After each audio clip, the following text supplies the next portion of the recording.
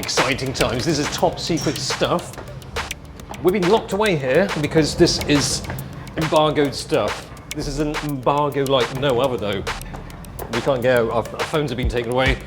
Our ID has been taken away. Wallet's been taken away. We don't exist. Is it this one? Whoa! Okay. Whoa! What? Just say a second. Oh, coming out. So, what is embargoed? I'll tell you in a minute. We are locked up. Nowhere to go. Yeah, so the reason why we're here, and we don't have phones, so we can't break the embargo. We can't do any TikToks or POVs, videos of what's going on here, because this is the Nikon ZF. That's the POV. It's a brand new exciting camera. So before they had the ZFC, which is a crop sensitive camera. Looks the same, but full frame! That's exactly what we wanted. I think after when this is amazing.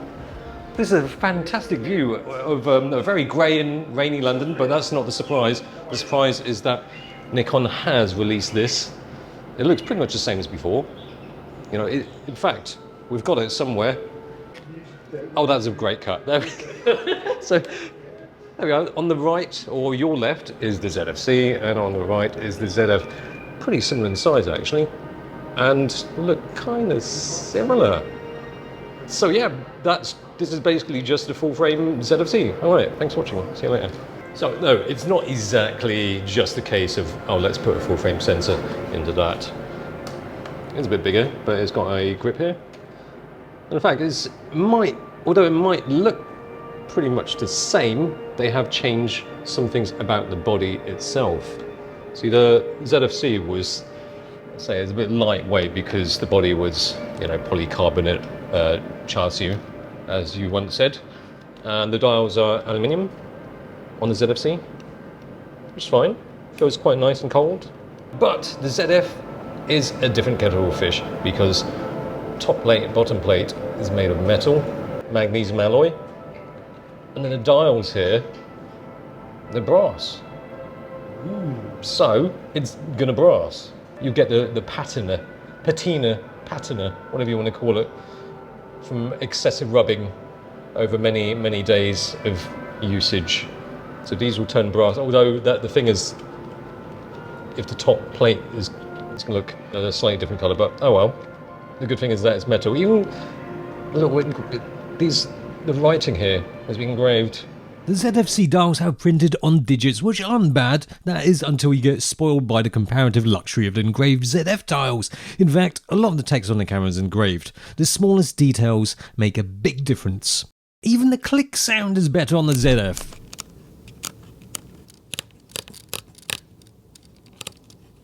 Also, the lens release button is changed from matte silver to chrome.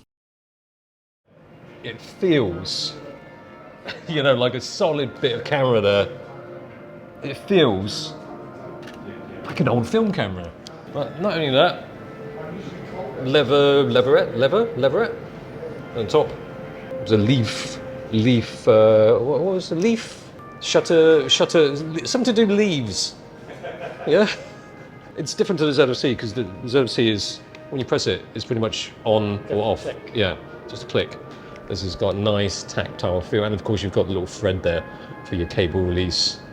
Very retro style. Leaf switch. Leaf switch. It's a leaf switch. I knew it was something to do with leaves. And you've got the dials that you can change the mode. So you can use it just like a manual film camera, but you can also have it fully auto, ASP, aperture priority, shutter priority, P mode. But one new thing over the ZFC is that black and white mode. On a day like this, black and white color, it really doesn't make a difference. Look.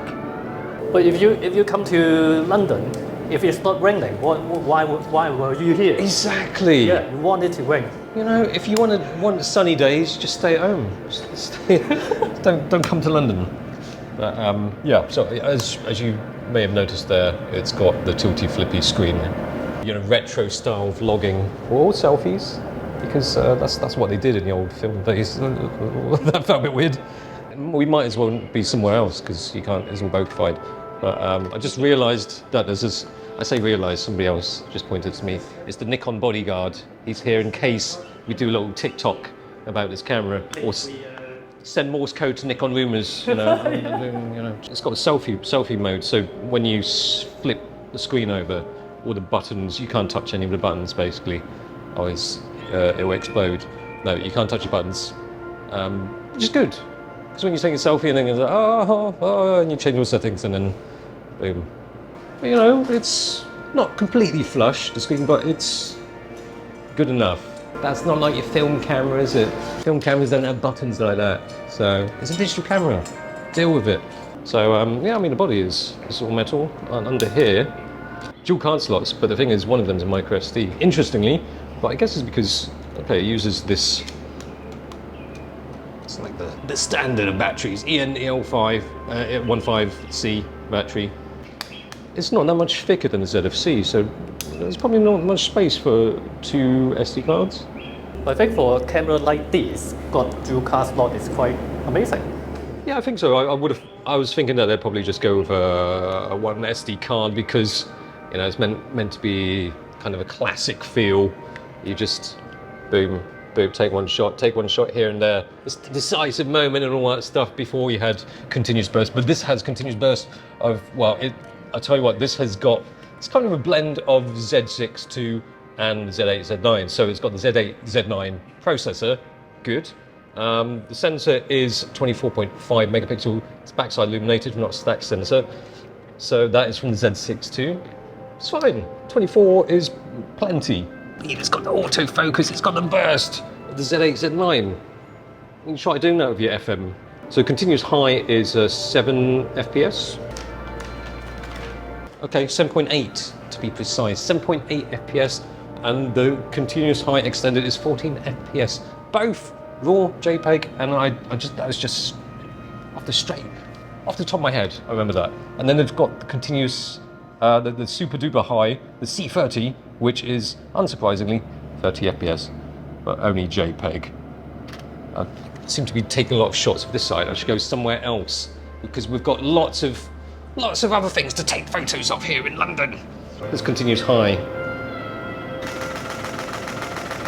Shutter life is 200,000 cycles, so that's an 8 for its life already. I didn't buy it, so it's fine.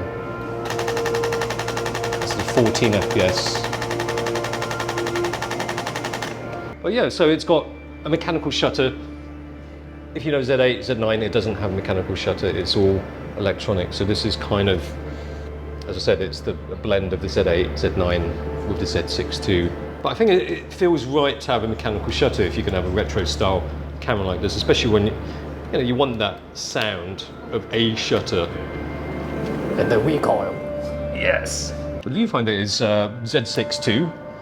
So you've got 0.8 times magnification and, you know, loads of pixels, 3.6 million. Maybe I should stitch all of these photos and just make like one really huge panoramic vista. But one thing you can do with this is you can have a pixel shift shot. You can have a choice of 4, 8, 16, 32. That was easy to remember because quite good at maths. Asian genes kicking in there. Oh look at that, that's very fancy. They've got a garden on top of their roof. Basically, you know, the 4 and 8, I mean, it just improves the colours. Will look good. And then when you bump it up 16, 32, you get like a 19 megapixel shot. So you need a tripod. Oh, that's handy. There's stuff. You know, even if we're not taking photos with a tripod, it's got VR, as they call it, vibration reduction. 8 stops. That's not bad, is it? They could have just made it a Z6 II with a fancy exterior, but it's not.